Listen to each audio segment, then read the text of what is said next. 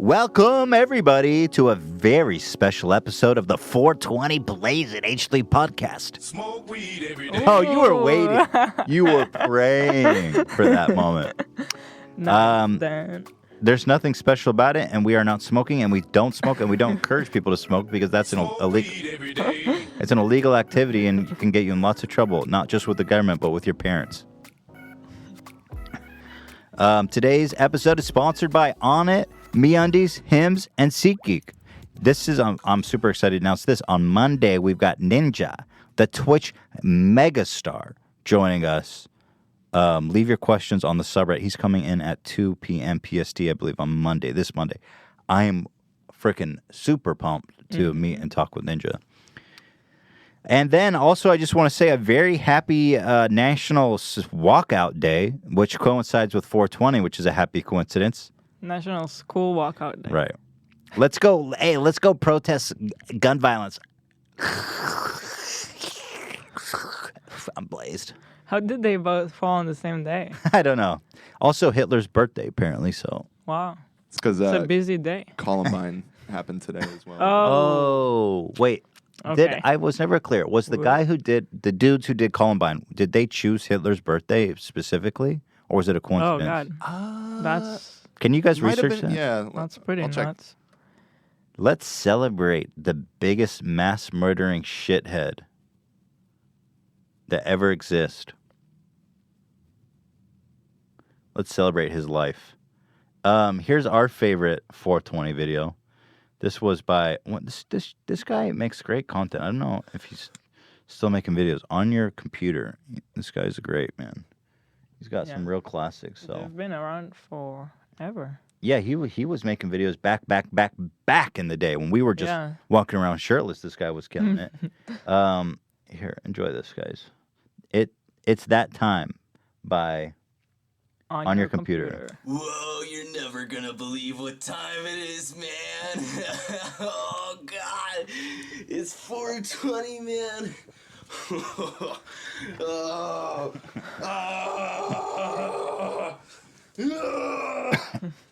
It's 4:20, man. Hey, Mom, guess what? It's 4:20.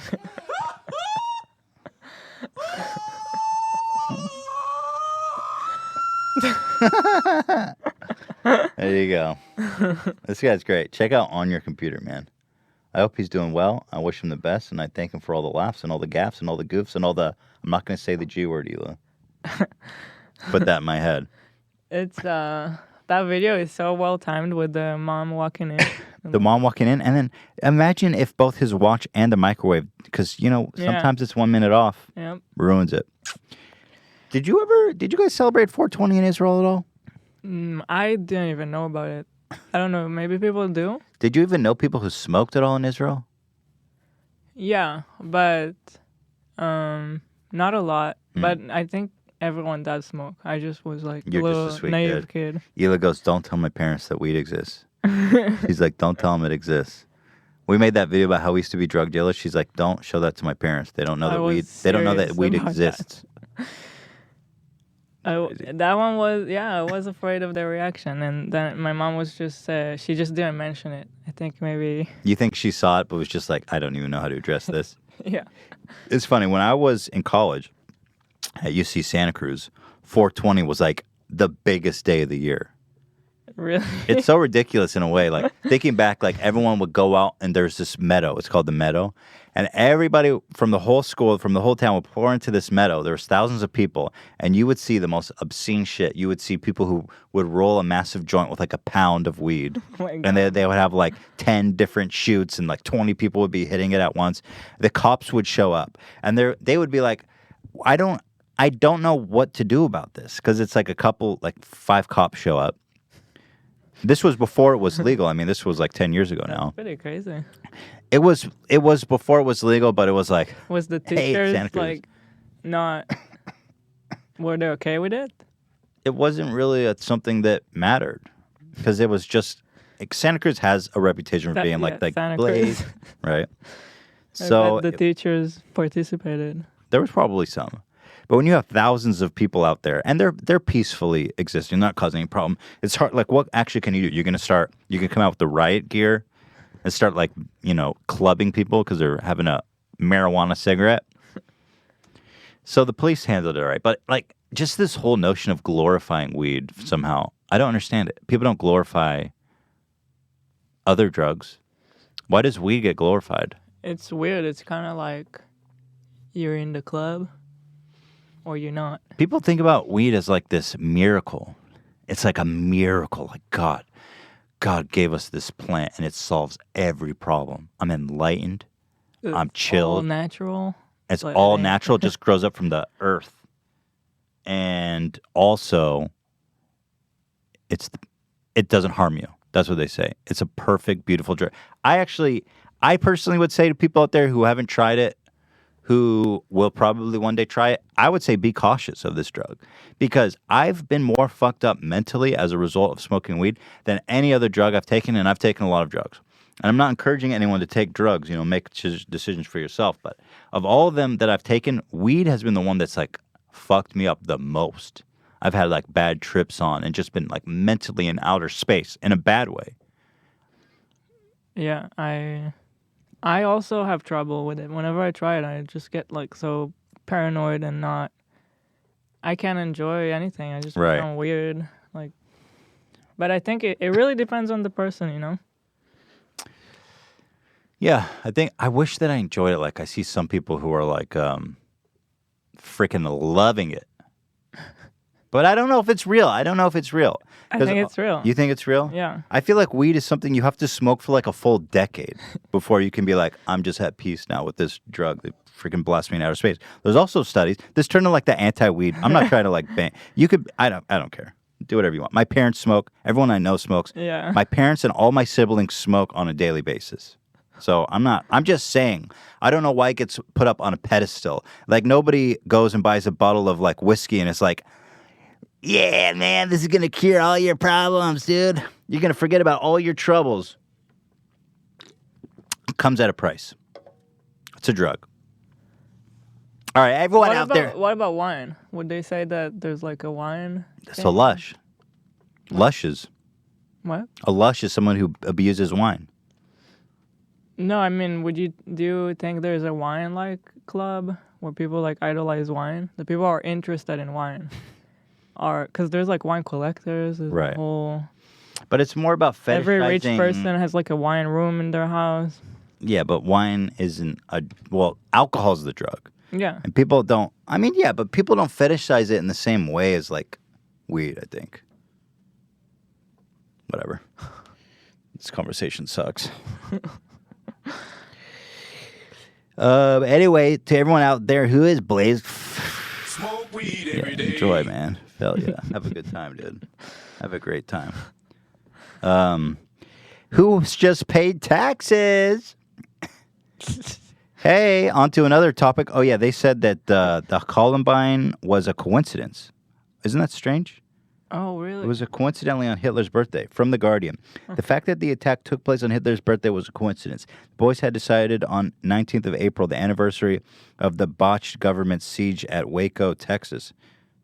Okay, something else. At least they're celebrating. 19th of April. Yeah. Oh, wait, that's a wrong day. 20? That's not even on the 20th. But then it says that it had to be pushed back 24 hours. Oh, so I should actually continue. I should finish reading. Just lots of cheery stuff. 76 people perishing in a fire, all the good stuff. Okay. Who's paid taxes? We did. Taxes? Man, I love paying taxes. You know what I wish about taxes? I wish there was a receipt. Because we're paying now about... There is a receipt in like 100... PDF with 100 pages. Really? They tell you how they spent your money? Your tax They don't tell you how they spent the money. I thought for you that you paid. I think that I should be entitled to know where my fucking money went. Because would be great. At this point, we're paying about 45% of our income. They're making almost as much as we are. What the hell? What I want is a receipt. I want to say, your money was used to buy 2 missiles, 3 sandwiches, 2 carpets for the president. Yeah. The gardeners at the White House. I don't know. But, like, there should be a breakdown of, like, welfare, you know, like infrastructure, military, healthcare. I want to know. I guess you can find it online, but I'd like to know. Wouldn't it be cool if you could vote for how your money's spent? Yep. So you pay your taxes. You say you give them whatever, $50,000 in a year, and then you get to choose off with your money. Like, hey, I want this to go to healthcare. I want this to go to infrastructure, and you can decide as a citizen how you want the government to spend your money. Wouldn't that be a cool way of like actually deciding what's important? Because at this point, we're spending like 50% of our money on military. I mean, what gives, dude? I don't know. I don't even understand the whole military and the war here because it's so weird how it's like you're in war, but it's nothing here. It's all over there. Right. Because in Israel, you feel when you're at war, you understand why. You're right there. But I was thinking about this too. Like recently, I'm sure everyone heard the government with UK and France bombed Syria in retaliation for them using chemical weapons. And I was thinking, I'm sitting here trying to be like, how do I feel about this? Like, it's a good thing, it's a bad thing. Yeah. But then the honest to God truth, I think, is like, who fucking actually in this world that is so complex? I'm sitting out here in like my comfortable life out in Los Angeles. How could I ever actually know what actually is going on there? How can an ordinary citizen actually understand what the hell is going on in Syria and why we're bombing them? And why have we been in perpetual war for 2 decades? I don't understand. It's so weird, the concept.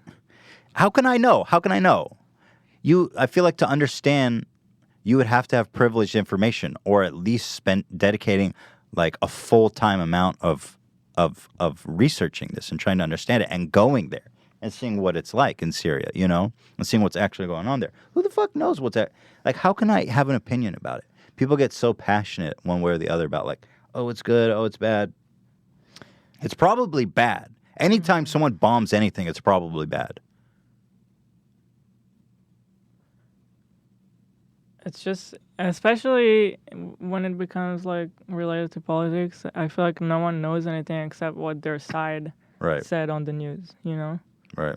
And then everyone repeats what they heard. Yeah. Yeah, it's crazy. I mean, I think we all have to understand. The world has become so complex with the internet and all these back channels and all these countries scheming, and everyone's got alternative motives. I honestly don't know what to think about it. But the thing that I found interesting was that Trump, he ran on this whole thing of being like America first. I don't give a shit. And he railed on Obama when Obama got involved in Syria. Yeah. And he was railing on Obama about don't get involved in Syria. And so it just seemed out of character that all of a sudden he's dropping bombs. Because that was like his whole identity was America first. Let's not be the police of the world. Let's let the world sort itself out. I thought it was just interesting that all of a sudden So I wonder, what did he see? What did he learn that changed his mind so significantly? Because I know his base, a lot of people who supported him, were really upset with that decision for him to bomb Syria. And I wonder, was there something he learned or saw that we don't have access to? That was like where he was like, this is important. Yeah. Who can know? Who can decide? They did bomb from what I read, they only bombed chemical weapons facilities and research centers associated with the production of chemical weapons. They didn't bomb like schools or hospitals or anything insane like that. And apparently they also called Russia through back channels and warned them so they could get their people out, which is a good idea. But that was something that he used to criticize too, right? Don't give in. Mm-hmm. It's easy, you know what they say, the crown lays heavy on the head. Mm-hmm. It's easy to sit in the peanuts gallery and shit all over this poor son of a bitch who's in charge. Being the president has got to be one of the worst jobs in the whole frickin' world. Mm-hmm. That is a job for a very specific, unusual type of person, especially someone who can do it good. Trump, love him or hate him, he was the biggest mudslinger ever. And now that he's president, he's doing all the same stuff that Obama did. I'm not saying that as a criticism of him. Like, now he's bombing Syria, and he was saying to Obama, don't give away your plans ahead of time. But he did both of those things, and it just makes me think that he probably learned something there when he understood, oh, this is the right way to do it. And there's probably just so many codes and things you have to follow. Right. That It's I wonder, complicated stuff. I wonder at the end how much decision they actually have, you know? Mm-hmm. That's another... who knows? Who the fuck knows? I'm just a guy. Not even a political science major. I read Reddit. Like, let's just be real with how much we understand about what's going on in this world. You reading Reddit is more than I do. I don't even go there. I think we first need to acknowledge that we don't know anything.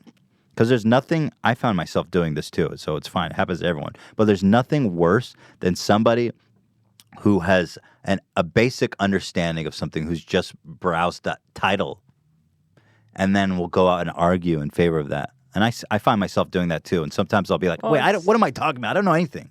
We don't know anything. You can't. It's natural. I don't know. Yeah. You can't just walk around and be like, well, I don't know anything, so I can't say anything about anything. Yeah. I know. But that whole drive to want to like defend your team is being used against us. Mm-hmm. And now like the Democratic Party is suing Donald Trump. Did you know that? It just happened, I think, today or yesterday.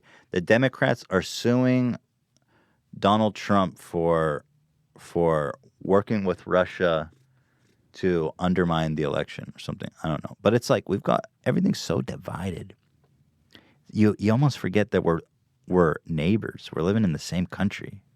But it's like all out war. I don't know what. I guess that's how it's better that way for everybody. It's like I don't know. What's better? Well, like the powers that be, it's almost better, right, that we're so divided in a way, because you focus more on like how much you hate them than about actually solving any problems. It makes you easier to control. This is just a conspiracy. I don't know. But it's been like this for so long, and no one's made any meaningful efforts to actually reconcile. And it's just two parties. It's not that complicated. You got one, like, our disagreements are not that great, but somehow everybody fucking hates each other. We've got CNN and Fox News, and they fucking hate each other. It's nuts. I don't know. It's like, bro, we're neighbors. We're sharing, like, you know. The thing is, like, when you're growing up and you get in a brutal fight with your sibling, you still sit at dinner table together and have dinner, and then the next day you forget about it. But I don't know how deep the actual hatred for each other is going. I don't know how deep it is, or if it's like after the next election, or maybe there's a president that everyone likes and we forget about it. I don't know. I don't know how bad it is. It's hard to tell. I don't know anything. Look at me. Trying to get all fucking serious. This conversation, I feel like we smoked weed. I'm so blazed. Wouldn't that be the best twist ever?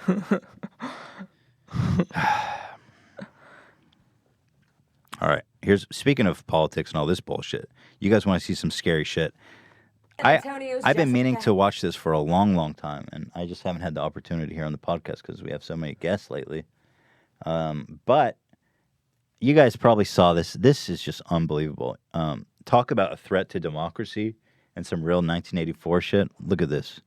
Headley. And I'm Ryan Wolf. Our greatest responsibility is to serve our Treasure Valley communities, the El Paso, Las Cruces communities, Eastern Iowa communities, Mid-Michigan communities. We are extremely proud of the quality, balanced journalism that CBS 4 News produces. But we are concerned about troubling irresponsible one-sided news stories plaguing our country. The sharing of biased and false news has become all too common on social media. More alarming, some media outlets publish the same fake story. So, a little background. These are all owned by a huge media conglomerate called Sinclair. And they started buying up tons of local news organizations. And they starting to use them. They give them these forced memos that they have to read. You have to read this verbatim, word for word. And it's this unbelievable propaganda. Like, the people who are watching these local news don't know that this memo is forced from someone upstairs who owns. It seems like it's an anecdote by these people. When you watch it, it seems like that person is just It doesn't seem like they would all be reading something that was like. Why would given they? to them. Yeah. There's a very personal connection with the local news. Those are your people, right? And so, and then even further, is they're talking about like one-sided news that is corrupting democracy. All the meanwhile, while having hundreds of people read this document, it's like it's actual doublethink. You remember that concept from 1984, where you can both contradict yourself and believe it at the same time while being aware? It's actual doublethink.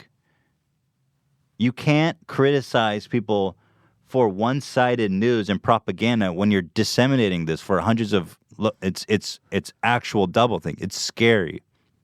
This is horrifying. Watch this. Without checking facts first. The sharing of biased and false news has become all too common on social media. More alarming, some media outlets publicly aren't true without checking facts first. Unfortunately, some members of the media use their platforms to push their own personal bias and agenda to control exactly what people think. And this is extremely dangerous. So shocking. This is state media.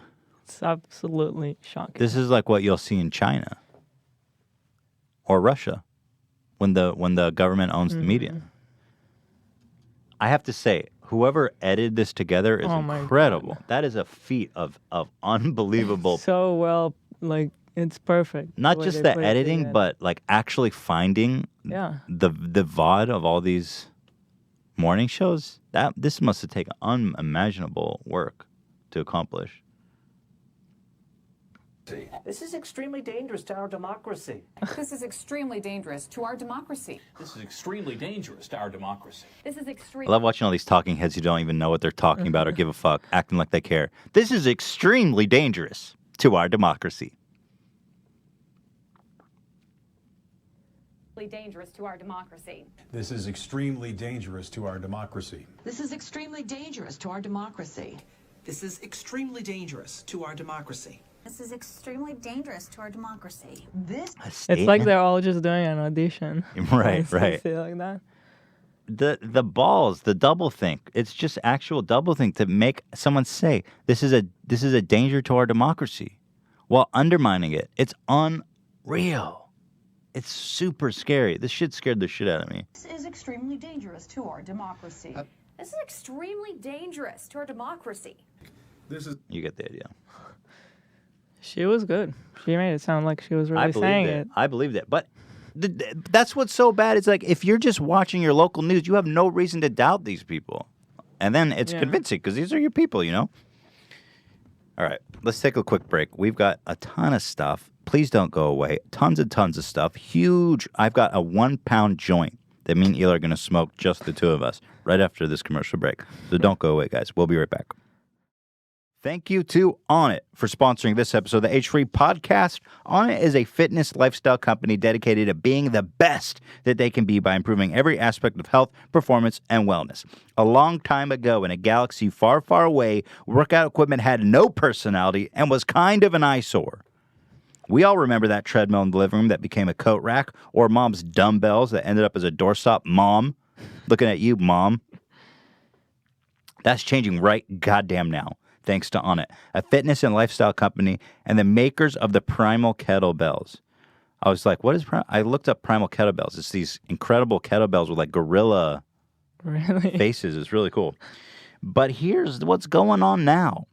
Onnit has developed a new force in fitness featuring equipment inspired by characters in the Star Wars universe. This is kind of insane that they got the license to Star Wars. Look at this. So here we've got the kettlebell of Darth Vader, okay? This thing weighs 70 flippin' lbs. You guys have never seen me lift this much. I don't want to throw my back out. Seriously. Proper. Ah! I'm on it. Ah! God, that's heavy. You see that? Can I put it down yet? Careful. Holy shit. How do they pack 70? Actually hurt your back. How the fuck do they pack 70 pounds into this thing, man? It's crazy. So this is awesome. It's a Darth Vader kettlebell bottle. They also got a yoga mat with Han Solo. Oh, yeah. I wanted to show that. Can you bring that in real fast? Yoga mat. They've also got one of Stormtroopers and Boba Fett of different weight, so you can have the whole flipping collection. It's really cool. Han Solo yoga mat and the frozen carbonite, of course. Here, pass that. And a Death Star slam ball. Look at this Death Star slam ball, dude. You slammed this bitch. I don't know if I can slam it here. Careful. Oh. Yes. That's pretty cool, man. So if you're into fitness and Star Wars, combine your loves for each of them. I personally find these products to be a total blast. Make your body a little more Han Solo. Make your body a little more Han Solo and a little less Jabba the Hutt. You know what I'm saying? Get them. These make the perfect addition to any fancy collection and any home gym. Head to onit.com/Star Wars and use promo code H3 for 10% off your order. That's ONNIT.com/Star Wars. Promo code H3. Thank you so much to Onnit for supporting our show and making these cool ass products. Appreciate you. Let me just. I gotta get this on the table. Oh, Shredder's freaking out. Whew. Thank you to MeUndies. Oh man, what more can you say about MeUndies except for this? These are my favorite underwear by far. I always rock MeUndies because it's the most comfortable, it's the most breathable, it's the softest, it feels the best. You can go ahead and take that call. Hila's got to take a call, but MeUndies must go on. The MeUndies parties must go on. God, it cradles everything so nice. It's crazy. Like, I'm telling you, just try it. It's so good. I was on Twitter recently, like, somebody found a picture of me not wearing MeUndies. Like, oh, they're betraying you, MeUndies. I was like, I only have 3 pairs. So MeUndies was like, we got to fix that. And they sent me like a ton of underwear, and I couldn't be happier.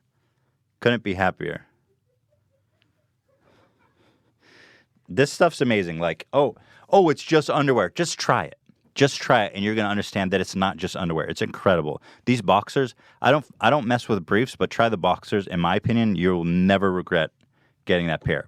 They are using micromodal in their underwear. It's sustainably sourced, naturally soft fiber that starts with beechwood trees and ends with the most amazing fabric you've ever experienced.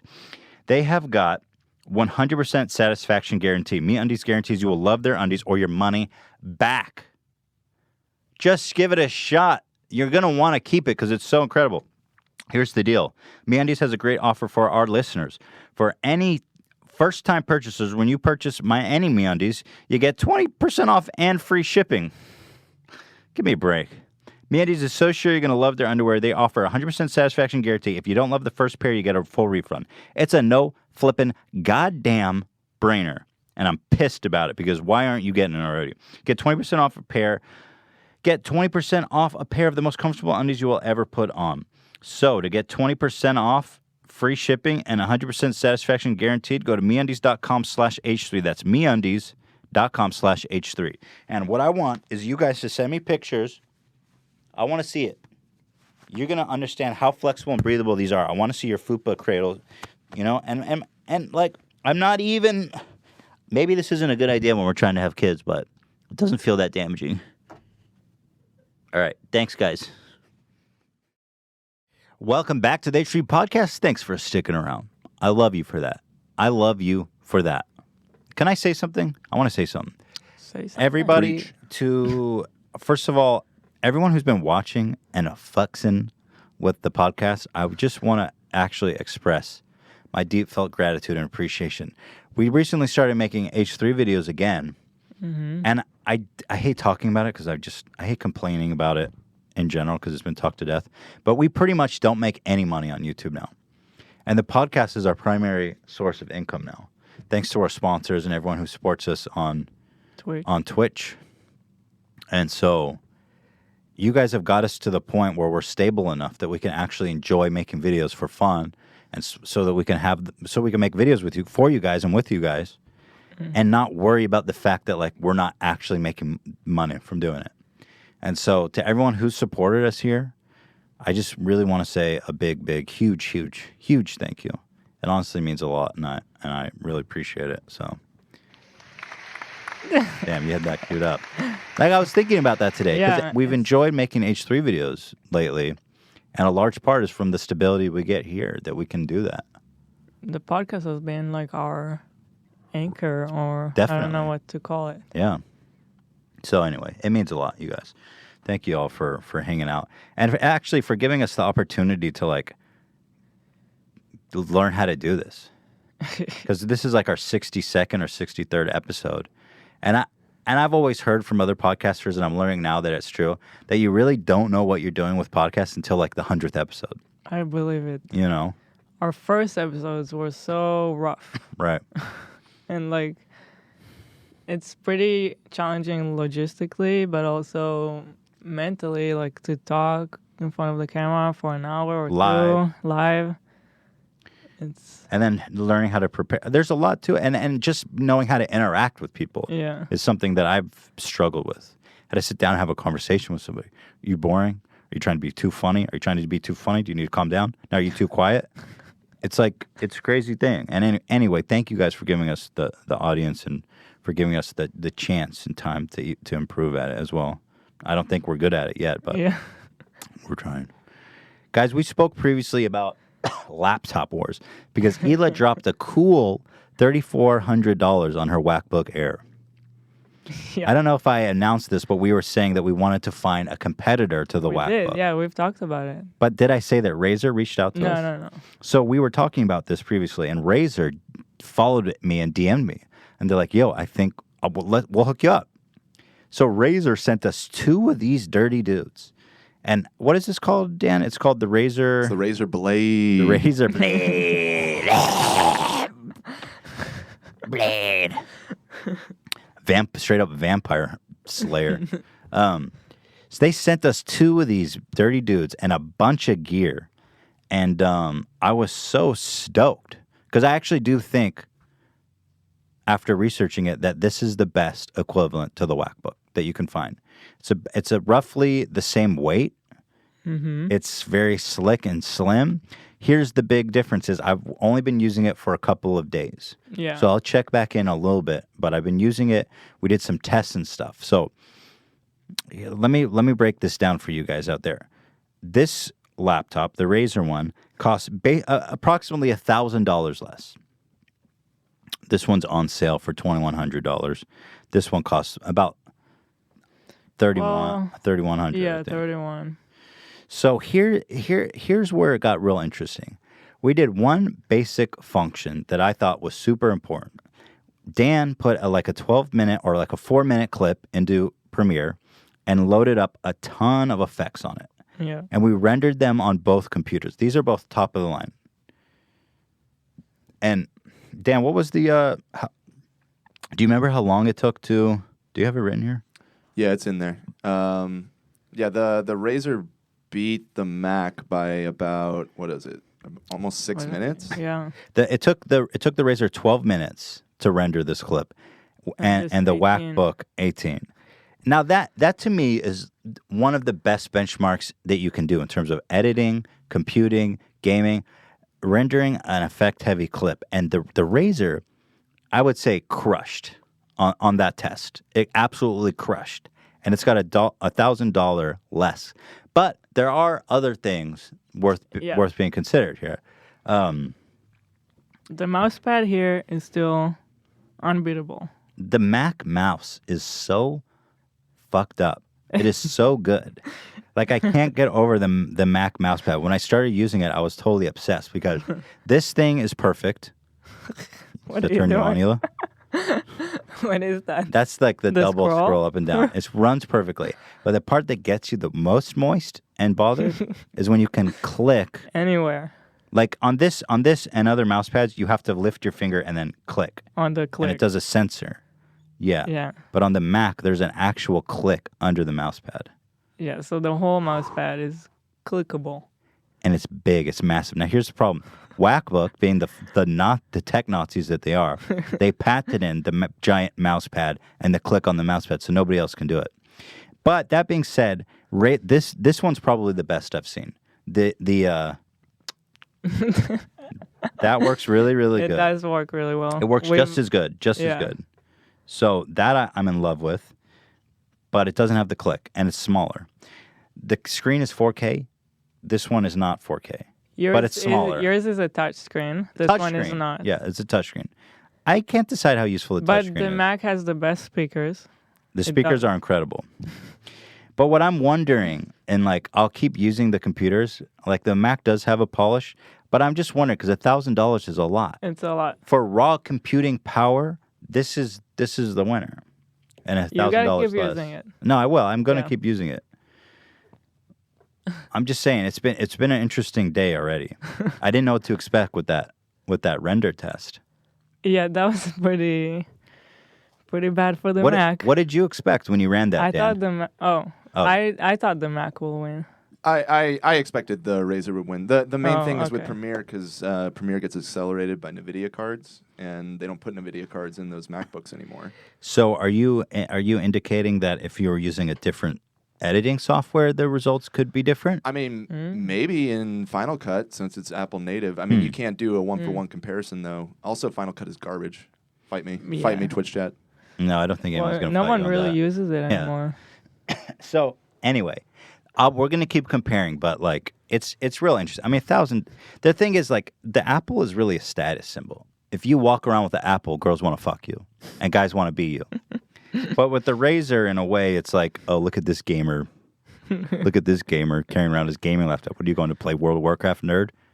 Like, there is a level of that. And I guess that's just in the branding that Apple's accomplish. But Razer's making a move here. All right.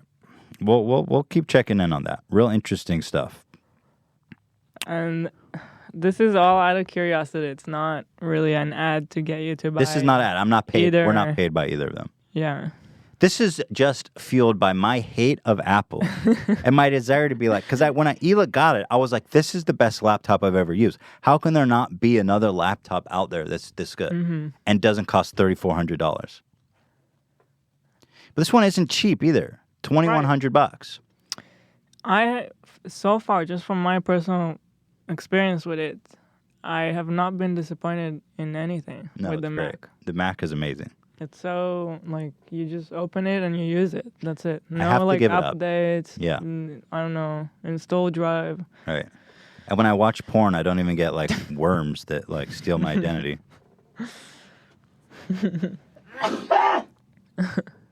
They just infect my lungs. I love that was a selling point for a long time about Macs. You can't get viruses when you watch porn and rip shit. Was that real? Because most people use PCs, so I guess virus developers didn't bother to target That's Macs. funny. I don't know if that's true anymore. I feel like that can't be true. I feel like bloatware and viruses is kind of a thing of the past. You have to be kind of a dum-dum to get a virus on your computer these days. I guess. Because you have ad blocker. Windows comes with a wonderful virus protector. Yeah. I mean, if you're going to like get money quick got 'em, and you don't have ad block on, you're probably gonna get got. When's the last time, like, if you go to a porn site and you don't have ad block on, it's just like, oh my God, I've been using ad block for so long. By the way, I have it disabled for sites that I love. Okay, some sites you got to put it on because you're just not insane. It's like going to a brothel and having sex with all the prostitutes without a condom. It's just insane. You have to wear protection when it's necessary. You know? So on YouTube, I'm not going to get an STD on YouTube. I don't activate it there. But if you go to like a weird porn site too, because there's like reputable ones, and then there's like weird ones. Man, that shit is out of this world. But as people get older, when like our parents, I think those are the ones who are getting infected still. Yeah. When they go, it's going to be a weird new world. They're the ones answering emails from like hot singles in your area. Yeah. Nigerian princes. Yeah. I mean, you get an email. Your son is here with me, and he lost his wallet. And you know that shit's so crazy. Someone actually scammed my grandma. Yeah. I told you that story. Yeah. I was in college. This was 10 years ago. Somebody called my grandma. He knew my name.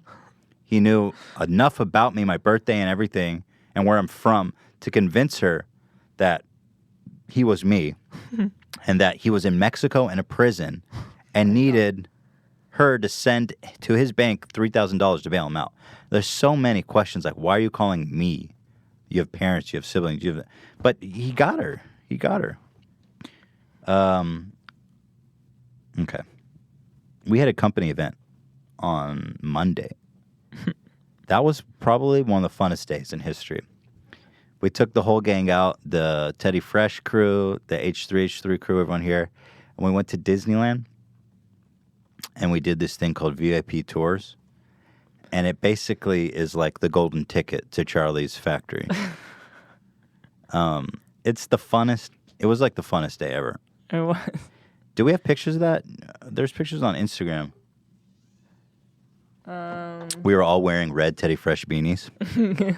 And we got recognized so much because, well, the red it's hard to beanies miss. didn't. And also I was like, hey, come say hi. Yeah. But it was the freaking funnest day. So you basically get to skip to the front of every line. And it's pretty crazy. there's nothing more. It's a feeling of both like, ooh, I feel this is like straight class warfare. But also there's something thrilling and But it's a real treat yourself. Yeah, Like, it's a treat yourself.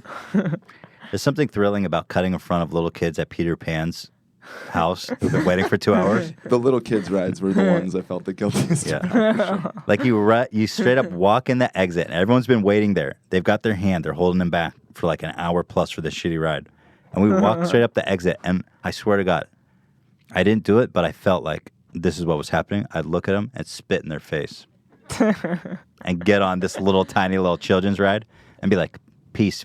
Not only that, but you can also say, you know what, I want to do this ride again. And then you just stay on it. Craziest shit. You can ride a ride 2-3 times at Space Mountain. Space Mountain has the craziest line ever. There was 8 of us. We had like a whole coaster. And we're like, we want to go again. Or our tour guy was like, you guys want to go twice? And it's like, obviously. So you, first of all, you cut in the line and everybody, because Space Mountain has got like all these rows going up and a rafter up. So everyone's watching these clowns with red beanies walk in the exit. You know what? I don't figure that people think it's like a VIP thing where you just pay more. People We're think just all mentally. Yeah. Because at Disney, if you're in a wheelchair, you get to go in the exit. Yeah. They just thought you were disabled? They Is that thought what I you're was. saying? They thought I was retarded. We all got the beanies, like a group of. We're all Make-A-Wish kids. I have 7 cares. So I think it's more of the looks are more of a mixture of curiosity than of like, fuck those guys. But when you go on and you come up, you come out, you had a great time. Your eyes are watering from laughing and screaming and cold air blasting you. It's the best time, right? These guys are waiting 2 hours. It's like, again. And you get used to it so fast. Right. That's the weird part. It was almost like a case study of like how wealth and privilege, how you can get used to it so fast. Because the first 2 are like exhilarating. You're like, this is incredible. This is so amazing. This is so much fun. By the 3rd one, and towards the end of the day, it's just like, I remember we had to wait like 2 minutes on Guardians of the Galaxy, and we were all like, what the fuck is the hold up? Like, are you serious? Like, you're actually going to make me wait in a line with these plebeian scumbags? It's real interesting. Yeah. How you get used to it. But I do think that their suffering is part of the joy of the experience of seeing everyone waiting in line. Guardians of the Galaxy is so fun. That was insane. That shit was insane. Oh my god. Oh my god. We got on it, and it's like you sit in a room in front of like a screen. Mm-hmm. So I kind of thought it's one of those where you're just sitting Star Tours. watching a movie with like effects and stuff. Mm-hmm. And it was completely not that. I've never been on a ride like that. It's a giant building.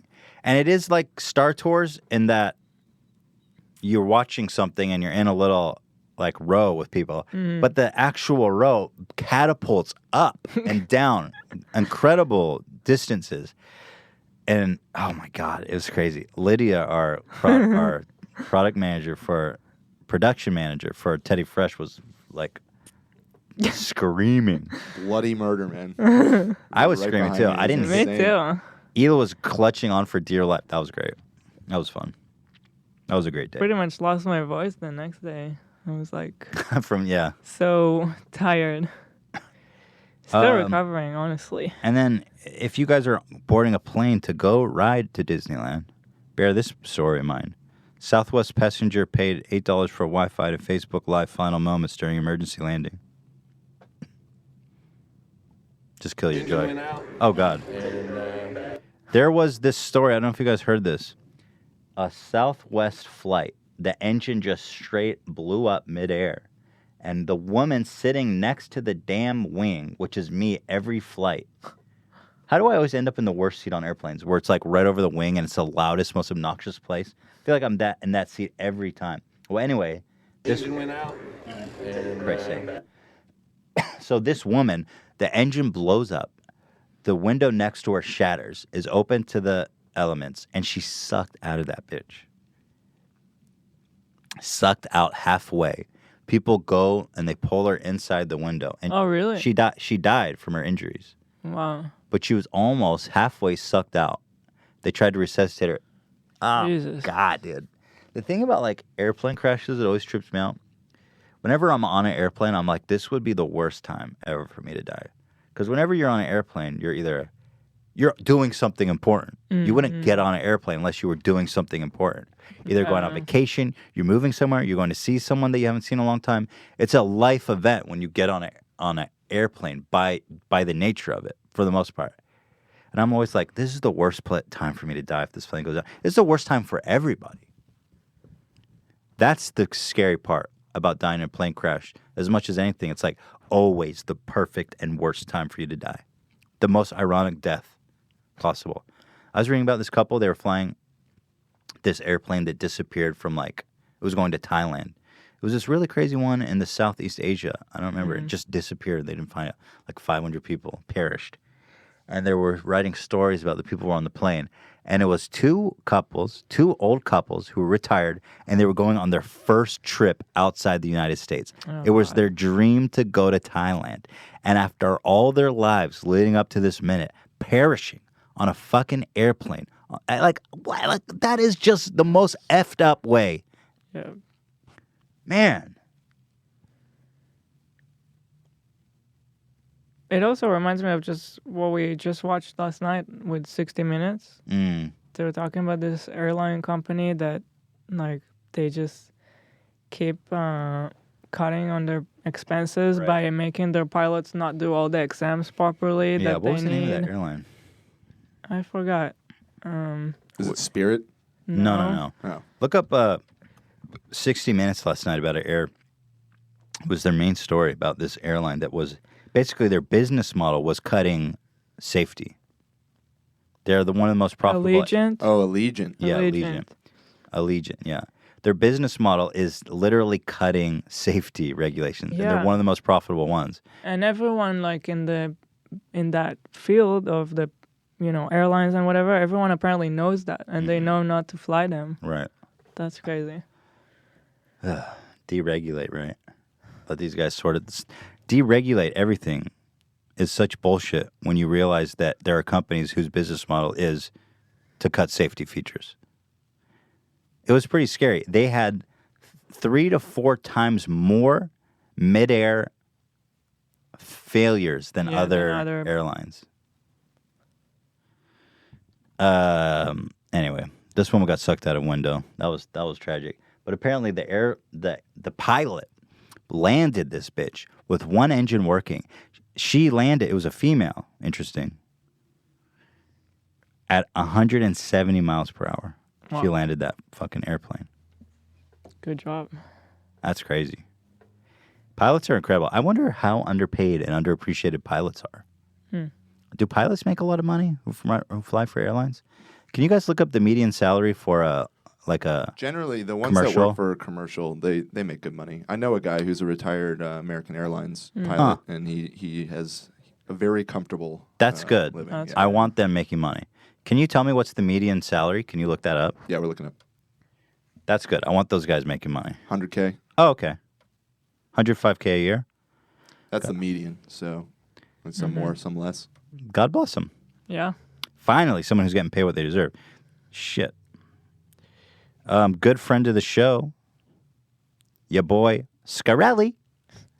It's Martin Scarelli. Trading fraud, Kobe. Increase the price of drugs 5,000%. Got him. I don't mean to revel in his misfortune. He was denied He had requested access to a minimum security prison, and the judge straight up denied him. And at this point, I saw that and I was like, well, this is just revenge at this point. I kind of feel bad for the guy in that because he's not a threat to like other prisoners. What are they afraid of? Martin Shkreli? Is he going to troll it? He can troll his way out of prison? He might. He might. He's like the Joker. He's like scheming on some epic Harambe troll to send the prison into mayhem. I'm starting to feel bad for this guy, for Christ's sake. Going to prison for such a long time, man. Just made a couple memes. I don't feel bad. He doesn't feel bad. Close the cell. Lock him up. Throw away the keys, boys. Guys, let's take a quick commercial break. This one's going to be quick and dirty, so don't go away. We have literally a 10-pound joint that we're all going to smoke when we come back to celebrate this 420. It's literally the size of this table, so please don't go away. Appreciate you, and I love you. Let's get so lit. Stay tuned. Do not leave. Please. I need you. Dan, cut me off. Thank you to 4Hims for sponsoring this episode of the H3 Podcast. Did you guys know that 66% of men lose their hair by age 35? That's kind of insane. Although in Israel, everybody's bald. In Israel, yeah. It's kind of insane. But here, I'm surprised. Yeah, people have big, beautiful heads of hair, but I guess maybe starts receding by that time. Thing is, when you notice that your hair is leaving your head, it's already too late. It's much easier to keep the hair you have than to replace the hair you've lost. Is that hairline slowly starting to move backwards? Any bald spots yet? That feels mean. They made me read that. They're like, everybody sees... It's bald. I don't know, but I personally think a receding hairline looks distinguished.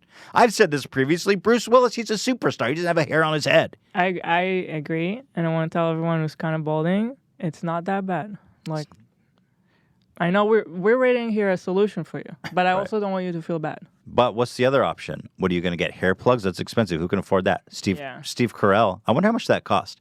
Do you guys notice how Steve Carell, between like season 1 and season 2, season 1 he's receding like crazy, and season 2 he's like found the fountain of youth. He aged backwards. It's like magic. The one that he's got really good. But like when you see people on the street, like that just there's some that are really bad. Or I mean, hey, if you don't believe in trying 4Hims, you could just tattoo hair on your bald ass head like Fousey Tube did. The poor guy. That poor guy, man. That was a rough decision. That wasn't a good decision for him. Don't tattoo anything on your head. And unless you have $50,000, you're not getting hair plugs. Let's focus. 4hims.com, a one-stop shop for skincare and hair loss solutions for men. Thanks to science, baldness can be optional. That's a beautiful thing. Thank you, science. Hims connects you with real doctors and medical-grade solutions to treat hair loss. Well-known generic equivalents to name-brand prescriptions to help keep your hair. No gas station counter supplements, prescription solutions backed by science. Answer a few questions. A doctor will review and prescribe. Products are shipped directly to your door. That's pretty special. I mean, hey, if you're worried about your hair falling out, give it a shot. Why not? For Christ's sake, I know a lot of guys are insecure about it, and I can only imagine the horror that horrible moment when you are shampooing your hair, and it's just like, what is happening to me? What is happening? What is this? I don't know. My hair was really long. Like when I was young, I had like really long hair, and I don't know what, for some reason, but I was shedding hair much more when it was long. And I remember when I was showering once and shampooing, I came out from doing my hair and there was tons of hair in my hands and I started freaking out. But when I cut my hair, it stopped happening. That happens to me. But I can imagine how you feel. What is happening? Order now. Our listeners get a free trial. Sorry, our listeners get a trial month of Hims for just $5, pretty much free. Right now, while supplies last. See website for full details. This would cost hundreds of dollars if you went to a doctor or a pharmacy. So go to 4hims.com/H3. That's FORHIMS.com/H3. 4hims.com/H3 to get started for just $5 today. Give it a shot. Why not? Thanks, 4Hims. And we've got SeatGeek, everybody's favorite place to get tickets. Mine, certainly. Thanks to SeatGeek for sponsoring this video. If you don't know, SeatGeek is a ticket app for live events. NBA, concerts, Post Malone, whatever you want, they've got it. I personally love using this site because, first of all, it's easy to use. and they have these wonderful things that I've not seen anywhere else. For one, you can see a view of the seat where you're sitting. So say you're getting a Dodger ticket or whatever. So you can actually see a view from the seat. You know exactly what to expect. And they put a score of 1 to 10. Green is good, red is bad, to let you know what kind of deal you're getting. Because they have retail and they also have resale on the site. So maybe you want to go to an event that was sold out, someone's reselling. You can see how good or bad of a deal you're getting based on the history of the price of that ticket. They give you all this wonderful information. You can't get it anywhere else as far as I'm aware. I haven't seen it. I love them. They're a good company. They're great. We got a hookup here. This is unbelievable. If you use code H3H3, you get $20 off your first order. Just click the Me tab on the app and enter code H3H3 for $20 off. That's them just eating the cost. They're just straight up giving you $20 to go to your favorite show. That's an incredible deal. Click the link in the description to download the app. Use code H3H3 for $20 off your first SeatGeek order. I highly recommend them. I'm a big fan of them, and thank you so much, SeatGeek, for sponsoring the show. With that being said, let's go. Welcome back, everybody. Did y'all hear about the Wells Fargo is some deep doo-doo? Deep doo-doo, my friends. They're being charged $1 billion from some government agencies because they defrauded people they were loaning mortgages and auto loans to. They were overcharging people knowingly. And what happens as a result? They get charged $1 billion. Wow. So the billion, when I heard that, I was like, great. Do the people they scam get their money back? So it turns out they're going to repay $128 million to the auto scams. They haven't decided yet what they're going to do about the mortgage scams. But it's like, here's the problem with these evil scumbags. These CEOs that run these banks that just fucking pillage the whole world. The government, for whatever reason, has chosen that not to prosecute these criminals. These absolute human parasites. There's proof that they did that knowingly? Knowingly. Wow. And so, since especially the big collapse with all the loaning, the mortgage thing, shit that caused all the collapse of the economy in 2008, I think it was, nobody got punished. And so now it's just become part of the equation of their business plan. They say we can overcharge every person $1,000 and maybe we'll get caught and we'll have to pay the government $1 billion. But we're going to make $5 billion. Wow. We're going to make $5 billion. And you know what's fucked up? The government makes money from it. They pay pack people, but guess what? They're going to keep $500 million for themselves. So it's almost like they're in this racket together. We're going to scam all these people, and then the government comes around. It's like, I got to wet my beak.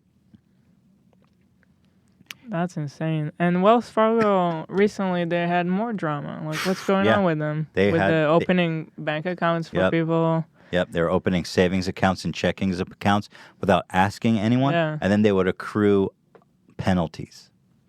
Isn't that beautiful? There's another layer to this, too. I think it's over 20,000 cars got repoed because of the overcharges. What? Yeah. What? So that's irreparable damage to people's lives. Yeah, that fucks your credit. That's all. Fucks your job. I mean, you lose your car. You what? That's rock bottom. That fucks up your life in a lot of ways. Yep. These people are so fucking evil. And what happens is these evil cocksuckers, when they retire or they get fired for the scam, but they pocketed like $100 million, they get to go get a job in Washington regulating all their friends. That's what it seems like. Because our government is run by such fucking cowards. And by the way, Donald Trump, Mr. Drain the Swamp, what happened? What swamp is being drained? Who was going to prison for stealing $1 billion fucking dollars from hardworking Americans? Why are these people not going to prison for life when one black guy can steal a Mars bar and go to prison for 10 years? Or just sit at Starbucks. Yeah, or just sit at Starbucks. They weren't actually sent to prison, but I get your point. I'm kidding. Every American wants to see these soulless, evil fucks put in prison. So where's the justice?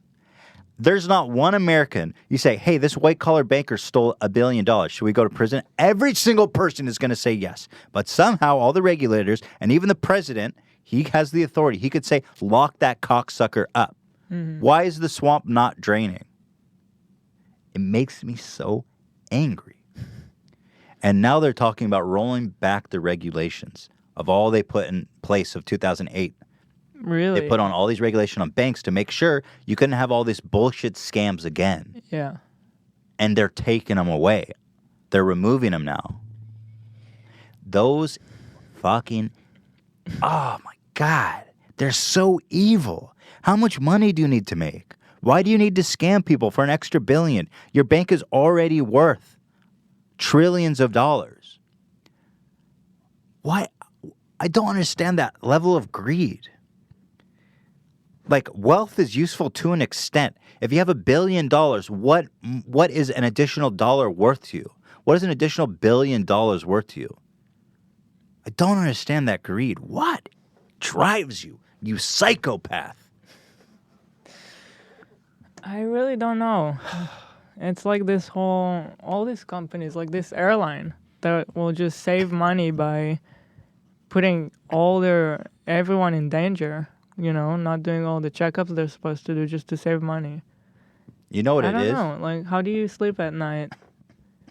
They find really beautiful, creative ways to justify it. You know what it is? A normal person, like, we're rich by comparison to someone who's making $30,000 a year. But, like, real rich, we're still normal people because real rich is like billionaires. Billionaires spend money on a level that we cannot fathom. Mm-hmm. They can sway the result of elections. They can throw $50 million at an election and actually influence it. Yeah. So in that sense, having that much money is unbelievable power. When you can just throw away $50 million and run an ad on every single television set in the whole country. But it's like, I don't know, man. These people are playing with fire, dude.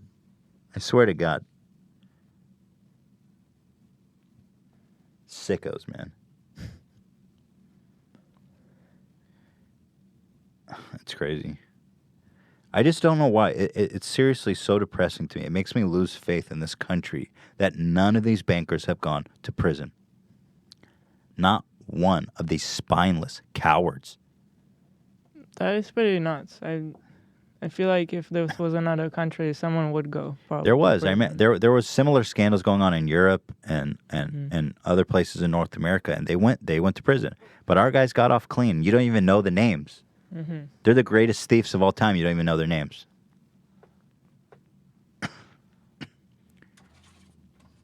Ugh, it's upsetting. Like the greatest villains ever. And as long as you pay the government a couple $100 million, you're good to go and do it again. Fuck, man. Let's watch a funny video. This guy cracks me up. This is a classic, but I have not seen it since recently, but it gave me a fucking big... Oh, hey, it's 420 right now. Oh, what? No! No! It's 420 on 420. Oh, no!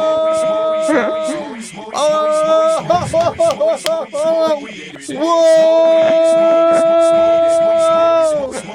Unbelievable. 420 on 420. What?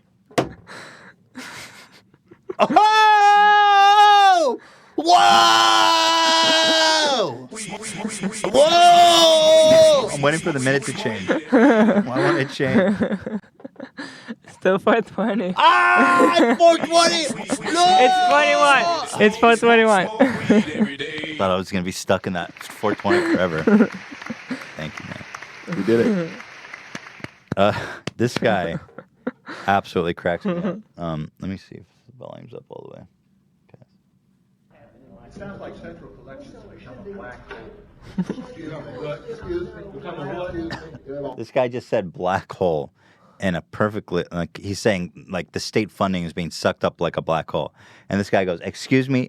Play it again from the beginning. It sounds like Central Collections has become a black hole. Excuse me, what? Excuse me, what? Become a white hole. A pink hole. A pink hole. I'm talking about the science. I think it's a... Could I get an apology from the commissioner in this day and time? Can you imagine actually asking for an This guy's apology? serious? Yes, he's serious. There's a follow-up clip that I want to play, but can I get an apology? Oh, it's wonderful. Watch his reaction. He's just speechless. Where you have diversity and refer to a black hole. Well, sure I do. It's You terminology. should. It's science. Yeah, but it's a science term. It's a science term. If you know something that is negative in this society that we live in. Okay, Alan, what is the church? There's a problem here. They don't know what tickets JP. No. Oh, wonderful. Oh, boy. Isn't that great? Wow. So I was like, well, what the hell was that? And then I saw there was a follow-up video. Somebody interviewed him later on about this issue. And he doubled downs, man. He holds up the black hole big time. Issue that came up a while back about black hole. Remember this? It's kind of quiet. You got more volume you can give us? You got more volume? I've cranked it. Fuck, I'm cranked too. Where's the volume? Can I get a volume? Why is it so damn quiet? You're cranked. I'm cranked. I'm cranked. I'm fully cranked right now. Where's my mouse? There it is. Are you cranked, bro? We're all cranked. Cranking all day. That I feel like, I mean, it's like... We can boost it in post, right? Give it a little... Yeah, we'll have to. I mean, give it a it's little real boost. low. So let me start over. Everybody, shh, be quiet, listen. Famous issue that came up a while back about black hole. Remember this? Of course. Person said, and I feel the same way about black hole. I feel about Black Friday. That I feel like, I mean... I love this. Isn't Black Friday a positive? Wait, now you're super loud. Oh, my bad. That's what the guy says in the interview. I love that he's somehow just like black in any context. This is great. And I love that he has had time to reflect on it and he's doubling down on it. That's like me getting upset that somebody like says jewelry. Excuse me? Jewelry? What is that? Because I'm greedy? Because I'm Jewish that I like jewelry? Jewelry? Or a Jew harp. Jew harp? Well, that's just insane. I can't believe there's an instrument called a Jew harp. That's not ironic. Have you guys heard of this movie out right now, Jumanji? I'm sorry. The Rock, Kevin Hart? Are you serious? This is in theaters right now. Jumanji? Unbelievable. I demand an apology from the president. It's cyber. It's an offensive term. Black hole is an offensive term. Well, look, I understand the Wikipedia, term and the astrological scientific term, but I mean, and so the next thing you'll be telling me is that Black Friday, is He's obsessed with Black Friday. But Black Friday is great. Black Friday is great. Everybody loves Black Friday. Everyone knows black holes are astrological. is a term. Black Friday's a good thing. Oh well, I mean, every once in a while, you'll stumble upon something that's good. But you're the one that used it as an example. So every once in a while, something with black will be good. You're the one that brought it up, you dip. You dip. What about BlackBerry? Barack Obama likes working his BlackBerry. That's not offensive, is it? Well, no, because I'm a liberal and I don't want to use anything that's... but BlackBerry is a word as opposed to... What does that mean? A black hole's a word? Does it mean a noun? Black hole's a noun. An adjective. Okay, what about black gold? Black top? Blackboard? Writing on the blackboard? Sometimes it's the context in which things are used. And maybe sometimes it's the user.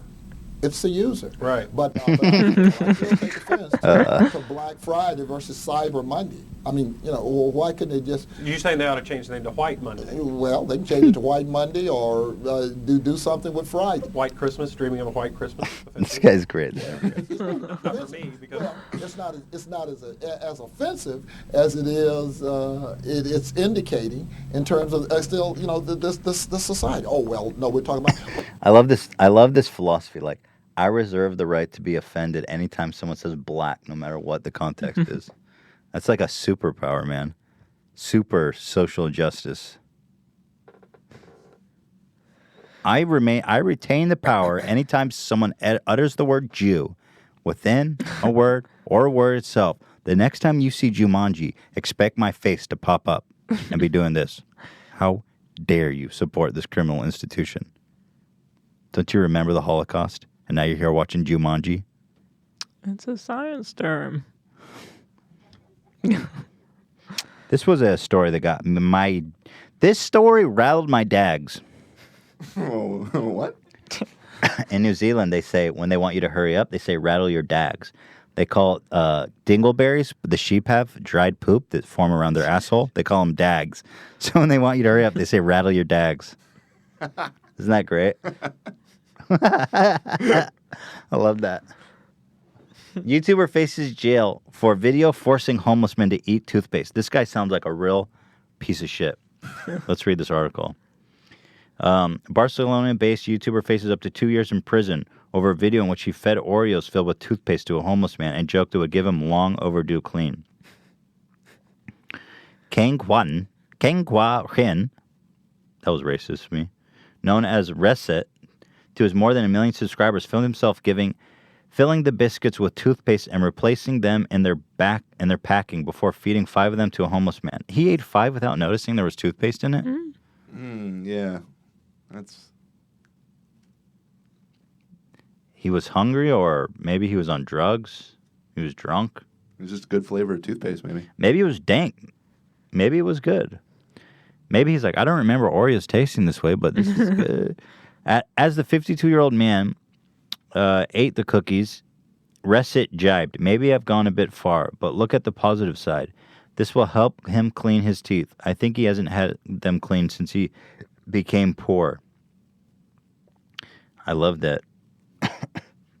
That association of just like, you're broke now somehow. I don't know this. Whatever. Reset, a 20-year-old originally from China, earned more than 2,000 euros from YouTube for advertising linked to the video, which was viewed thousands of times. That doesn't sound like a lot. Thousands of times, according to court documents reported by Spanish Daily.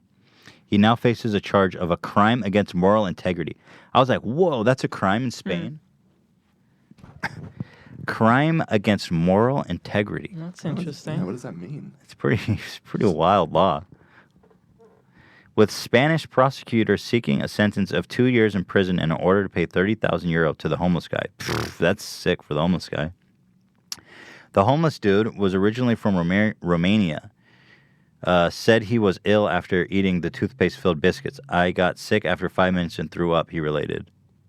Explaining that he had not known who Resit was and came to fear for his life. It goes on. It gets even weirder. After the video drew immediate outrage, Resit returned to see his victim the following day and made another film.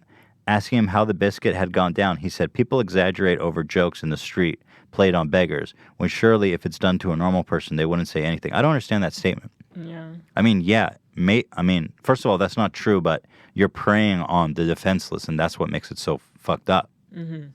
That's like going and kicking a puppy. It's like he's a defenseless old homeless guy. And he's vulnerable. So the YouTuber said that? Yeah, the YouTuber said that. In his follow-up video to defend himself, fucking psycho. As the controversy continued to grow, Reset and a friend again visited him with a camera with the intention of spending the night with him, at which point a witness called the police. So these guys were actually being so disturbing with this guy, they were going to spend the whole night, that a passerby called the police. So, I mean, it sounds like they're just harassing the guy at this point, desperate to, like, make himself not look like a psycho.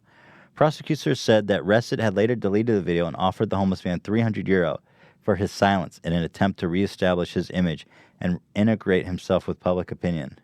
Ingratiate. Resit, who is currently on bail awaiting judgment, had previously offered sandwiches filled with his cat's excrement to children and elderly people, the court heard. What? That part really got me hard, man. That's so much worse. Yeah. Fuck, man. This guy, the homeless guy, said he had never been treated so badly on the street, adding that the bar where he vomited after the incident regularly helped him with food and clothing. Guys, fucking hell. Jesus. This is like the real dark side of YouTube. Is like that room is really green. What is going on? That room is so green. What the hell? It's just like actually giving little psychopaths with no moral. Well, he looks like a kid. How old is he?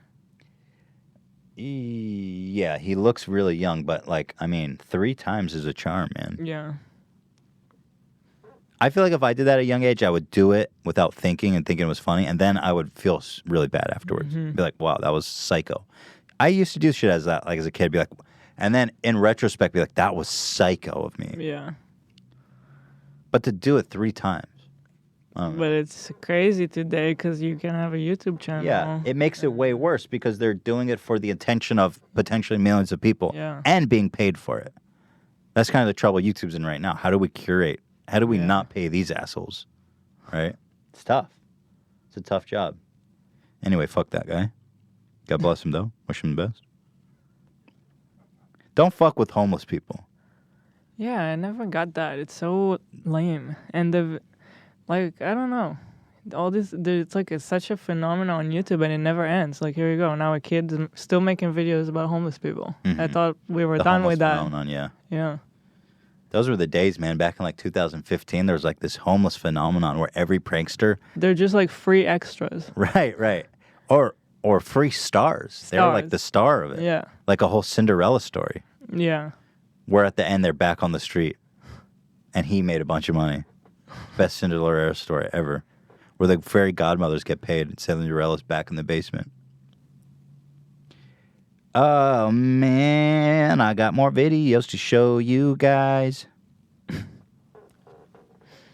Who wants to watch more videos? Say me. Thank you. I can't hear you guys at home if you did say me. Here's a clip of, what the fuck is this? Mail order bride goes in for the kiss at their wedding. Oof. I've seen this one. This is rough.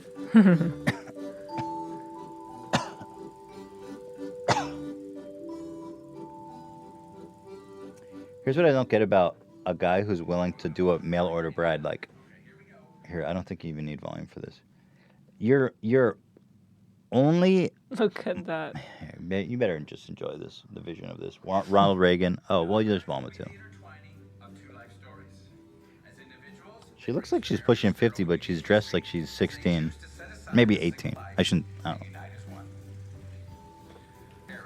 Okay, so as a guy who's willing to order a bride from Russia, you understand that you cannot find a woman in America and that a Russian girl is coming for the explicit reason that you're American and that by marrying you, she can get a green card. So I don't know what kind of meant like that. It's just weird to acknowledge that and go for it. Yeah, that's the last option for these people. And I think they also rationalize it in different ways. Like, I remember seeing some documentaries about this stuff, and they're just like, I don't know, they're helping them in a way to get out of a situation. Like, the lady is probably in a bad place where she doesn't want to be. He's saving her. So he's saving, yeah. It's like... But still, so he thinks that they'll gonna like you're my savior. Yeah, but it's weird. Man, I would be interested to find if any fruitful lasting relationship ever happened as a result of this. Like,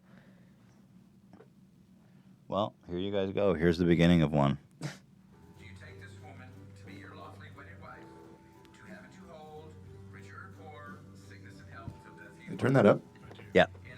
Do you take this man to be your lawfully wedded husband, to have to hold, for rich or for poor, and sickness and health, till death do you part? Right, there you go. So, by virtue of the authority vested in me by law as Justice of the Peace, Precinct 2, I now pronounce you husband and wife. You may kiss the bride.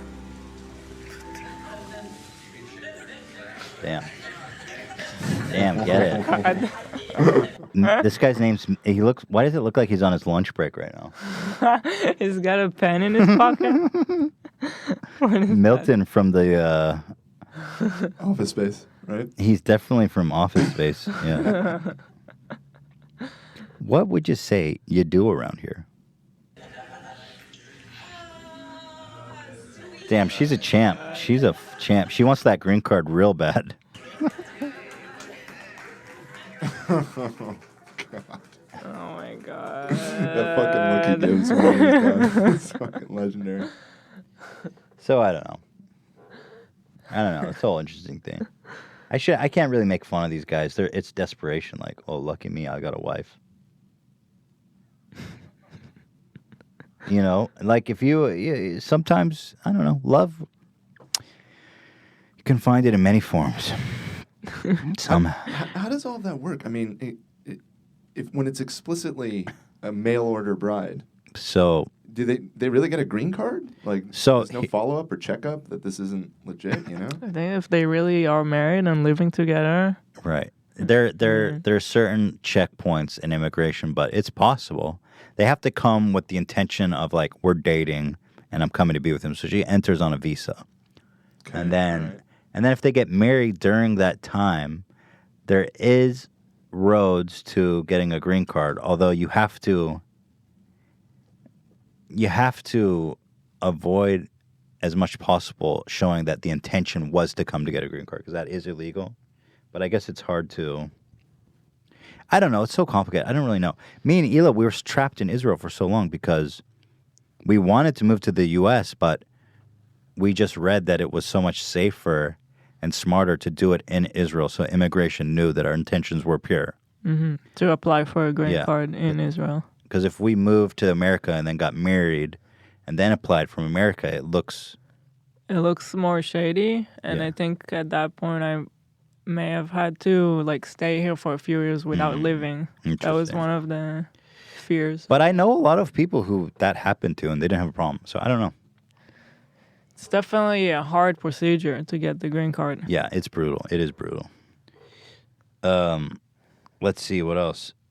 Dude, you guys read this shit? This kind of shocked me. I'm gonna read this article about fulfillment centers having slave-like conditions where workers are pushed to be so productive that they're peeing in bottles because they're actually afraid to take a bathroom break. This is in America. This sounds like conditions in sweatshops in China. Dude, the more and more I learn about shit... It's really depressing to hear that about Amazon. Well, what it says in the article is that it's not just Amazon. 75% of fulfillment centers. Yeah. It's just the way they run these things. Although Amazon should know better. They shouldn't. But I feel like Amazon created this atmosphere where everything has to be delivered tomorrow. Yeah, they did. But also, Jeff Bezos is worth nearly $1 trillion. So hire a couple more people. So that's what I mean about these psychopaths. Yeah, he's the richest man in the world, right? He's the richest man in the world. It's like, so pay an extra $10 million a year and hire more people so people can go to the bathroom. That doesn't even come close to affecting your bottom line. When you personally are worth $1 trillion fucking dollars. Yeah. They gave an example of the workers, for example, will be working at the top floor in like a 4-story building. Mm-hmm. And to have to go to the bathroom, they have to go all the way down. Right. So obviously they would take them forever. Yeah. And they get paid by sending a certain amount of packages an hour. Wow. Like they give them, target goals that they have to do. And they recently kept raising it too. So it doubled from what it was when they started. They get paid by their productivity. So yeah, they have to, it's like if you don't, then you get a strike. Yeah. And apparently also women for getting sick or whatever, bring a doctor's note, I don't know, they can't make it to work, they would get a strike for that. It's like... Dude, we need unions. We need unions. People who think we don't need regulations or that we can trust the market to regulate itself. Bro, it's not happening. It's not happening. Unless you're a billionaire, that doesn't benefit you. If you know anyone who's working class, they're getting fucking slam dunked on by some psychopath billionaire. So they're peeing in bottles. By the way, the more I learn about like stuff, the more I suspect. I'm so skeptical. We work with China on Teddy Fresh, so I started to learn more about what's going on there. They get, and there's other stuff to this, okay? It's not that simple, but they get in China a month off. The whole fucking country takes a whole month off. everything shuts down. You cannot work with these Chinese factories for an entire month. The whole country is on vacation. Meanwhile, in America, there's this. You always hear like, "Oh man, sweatshops in China, they're all getting worked out to their fucking teeth."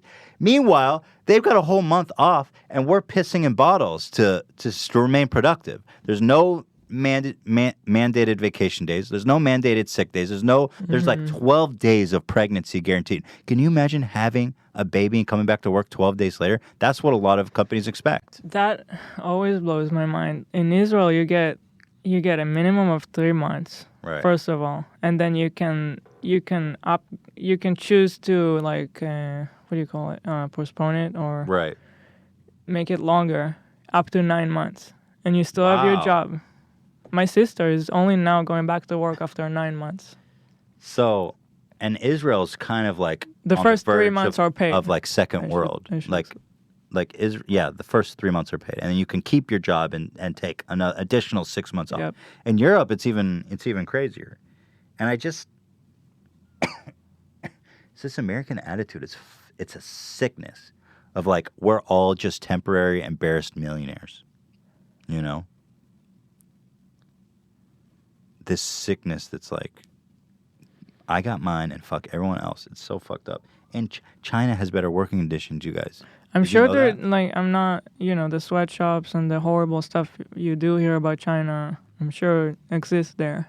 Not saying that it doesn't. Yeah. But like you don't hear that they get a month off. Right. Imagine Americans don't know that. If Americans knew that China was getting a month off, you think they would be fucking happy about that? These guys running up and down peeing in bottles getting paid like what, $15 an hour? It's crazy. Oh, and I was learning about Tesla, their factory. They do this shit. No. Well, Tesla factory has an awful reputation of just being grueling.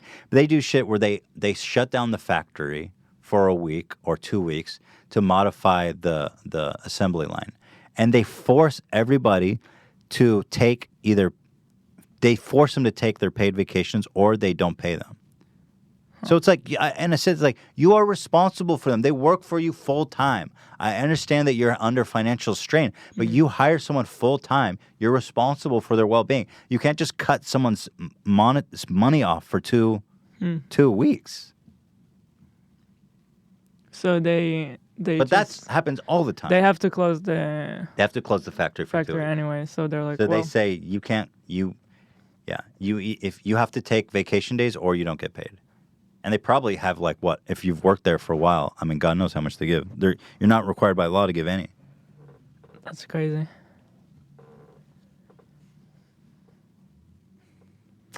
Do you think that people? Do you think people at Walmart and Kmart and all these bullshit, shitty jobs have vacation days? They don't have any. I was talking to someone recently. Really? It was our movers. We moved recently, and the mover works full time for this moving company. He says he has no vacation days. None. He works his ass off every day, and he can't miss a day because obviously he's got bills to do, he's a family and shit, and it's not a high-paying job. He has no vacation days. I don't understand it. How is it that in Israel people have better? Like, I don't know. In Israel, everyone feels like you're being fucked over by everyone. Right. But it's not, I guess. You have at least the minimum, I think, is 12 vacation days. Yes, 12 is the starting point. But then there's the maternity leave, and you get health care. I don't know. There's a lot of stuff. The health care there is affordable. Everyone's got it. Yeah. Weird. I think the problem is that there's so many people in America. Like Israel has like 5 million Israelis in greater Israel, in like non-Palestinian Israel.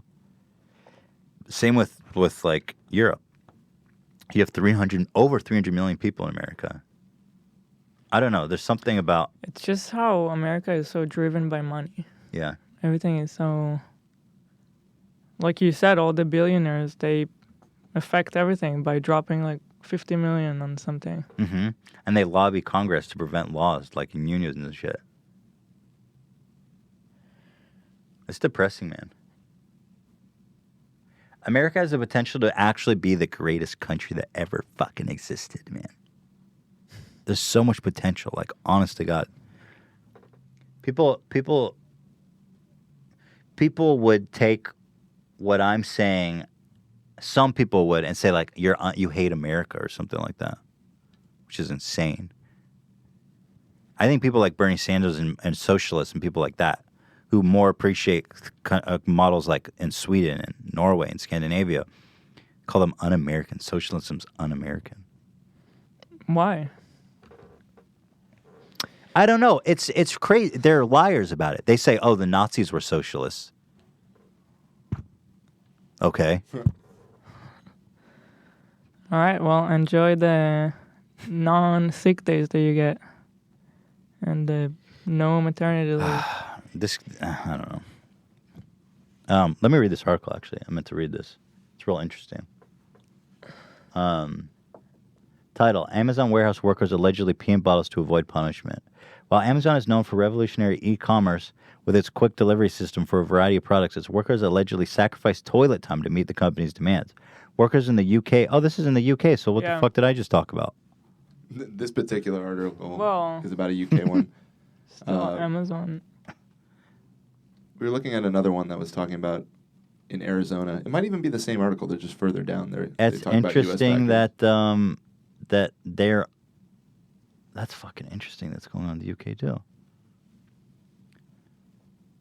think it's just Amazon, man.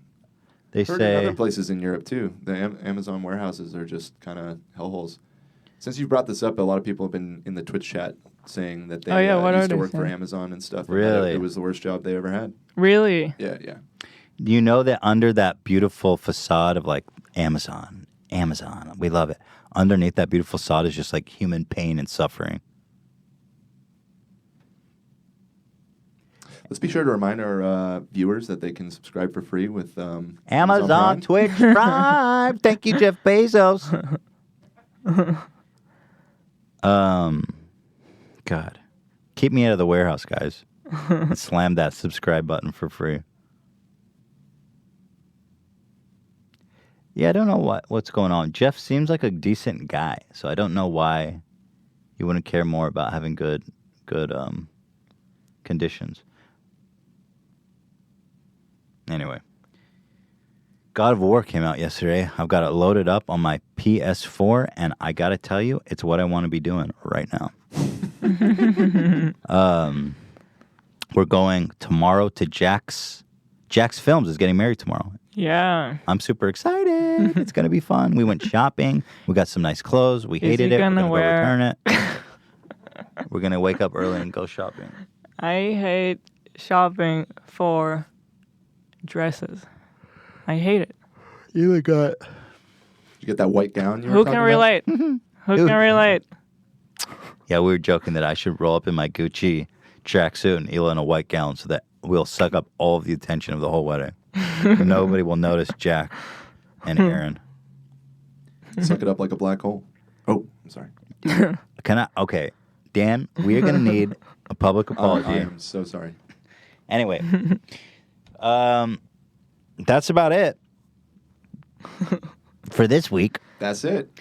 Remember, guys, Ninja is on Monday. It's going to be great. Oh, sorry, I shouldn't have done that. I don't know why I did that. I'm really sorry. I'm reading right now that someone is saying SpaceX fucks over engineers and it's one of the worst places to work. I don't doubt it. As an engineer. What the fuck? Because, Hila, the Great Pyramids. Do you know how the Great Pyramids were built? We marvel at them. We think they're beautiful, wonderful things today. Straight up human slavery and death. And today, when we build big, beautiful things, we have to get as close to human slavery and death as legally possible. That's how you build great things, slavery and death. I don't like that. But we're getting better. If you want to look at it like comparatively, like it's getting better. And hopefully in another 50 years, it will be even better. You know? In another 50 years, it's going to be robots zipping around, building pyramids, and we're going to be lounging. And we'll all have our own sex robots, and our VR goggles. It's going to be A-okay. Is everyone smoking weed right now in the chat? Where my stoners at? Where you at? Where you at, guys? I blazed too hard. All right, that's it. Thank you guys. Hope you had fun. Thank you so much for watching. Yes. Hey, where can people ask questions for Ninja next Monday? The subreddit. Oh. It's up. Did I not say that? I don't think you said it. Or if you said it, you said it at the very beginning. Sorry, so it's guys. worth It's on the shout guide. out. Let me check. Make sure it's up there. It's up there, you fucking cocksuckers. I see people are studying. Let's read some of the questions now. Keep If Fortnite studying. didn't exist, what game would you be streaming? How did you find Fortnite? Is Drake your favorite rapper? Why did you say the N-word? Got him. Whatever. What did he say? The black. What did he say? Black hole. By the way, I saw that Ninja N-word controversy. It was the dumbest shit I ever. I watched it like 5 times and I couldn't even legibly hear him saying. I don't even know the story yet. Well, anyway, it's completely blown over. It doesn't matter. It happened a while ago.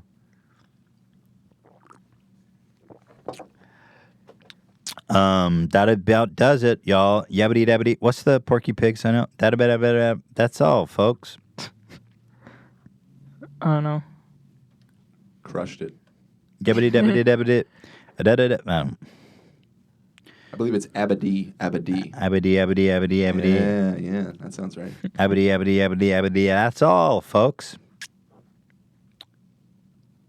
How hyped for beer bongs and Bentleys? I'm just reading from the chat. I'm super hyped. I heard his one single, Stay, they did during the Bud Light thing, and it was like so good.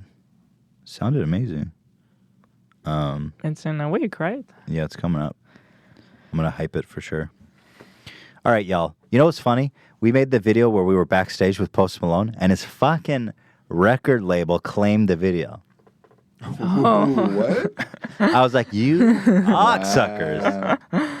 And then I told Austin, I disputed it, and I told him, and then they came back again with the chutzpah play.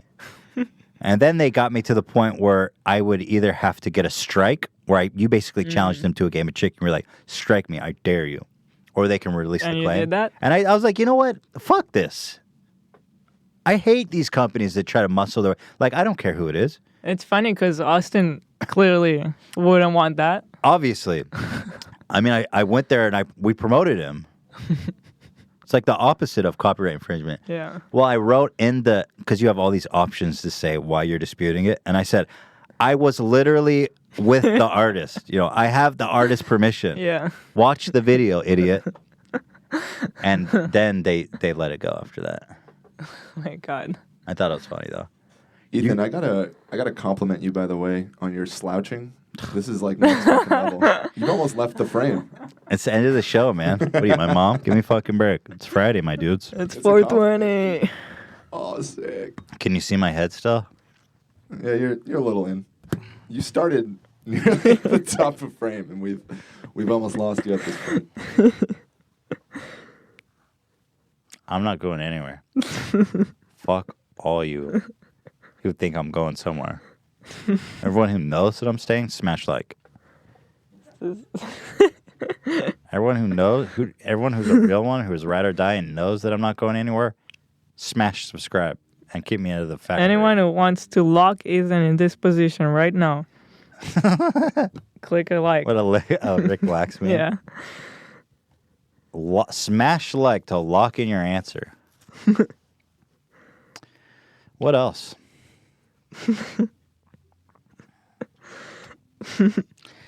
I've never played God of War, but I'm looking forward to playing the new one. I heard like it's insane. You didn't play the old school ones? Mm-mm. They're good. They're fun. Yeah, this one is supposed to be like out of this It's a planet. masterpiece. Yeah, a masterpiece. So Fucking masterpiece. I've been trying to diet. I haven't been eating bread or I've been on the keto. The keto diet cracks You're me a up. keto boy. I don't understand the keto diet. They're like, okay, for breakfast, eat eggs and cheese and bacon, deep fried in coconut oil. But whatever you do, don't eat an apple. don't eat fruit. I'm like, bro, that does not sound It's like, healthy. okay, if you want to believe that, good luck with your diet. Like, there's some simple basics. I refuse to believe that an apple is not healthier for me than bacon and cheese and eggs deep fried in coconut oil. Maybe I'm wrong. It's like, I understand the logic of the basics of it, but then to add bacon and to remove an apple. Don't eat an apple, whatever the fuck you do, because you'll get out of your ketosis state. Alex said that to me. It cracked me up. I was like, ketosis? It's like a heightened state, apparently. When you are really strictly following keto, you go into ketosis, which is a heightened state of awareness. There's a lot of comments here. I lost almost 100 pounds on keto before it was cool. It makes sense as a weight loss, by the way. Yeah, I agree. I've been If you're trying to lose weight. They're laughing. It's been actually good for me because I really can get down with like steaks and fat and eggs and all that. But bread is hard, but I'm doing okay. Mostly I think just not eating processed food and chips and stuff has made a big difference.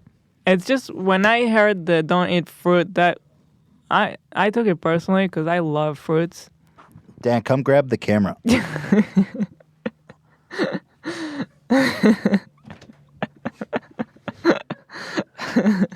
My back. This hurts a lot. Ow! But like, this whole thing of like, don't eat fruit just seems fishy to me.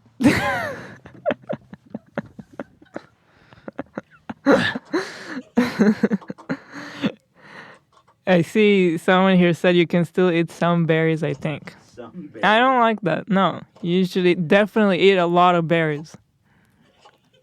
I don't like your hesitation about some berries.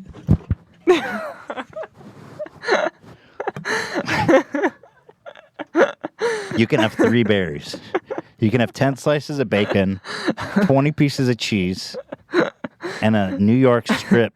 What'd you say? I can't hear you. But you can have only 3 berries. Otherwise, you'll go out of ketosis.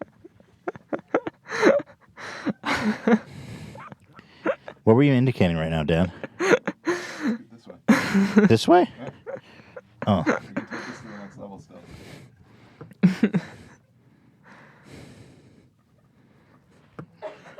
This guy's talking about there's a thing with people who have left SpaceX for Virgin Airlines. That's a thing? That's like, I left my ex for a virgin. For a virgin cutie. She's so hot, she only eats 3 berries a day. She's deep in a catatonic state. All right, let's end this. Hope you guys had fun. We'll see you on Monday with Ninja, all right? Everyone out there playing God of War. Don't forget to eat your fruits. Don't forget to blaze and play God of War this weekend. And wish Jax Films and Aaron a happy wedding and a beautiful life for the 2 young lovebirds. Are we done? What's happening? All right, just kill it for Christ's sake.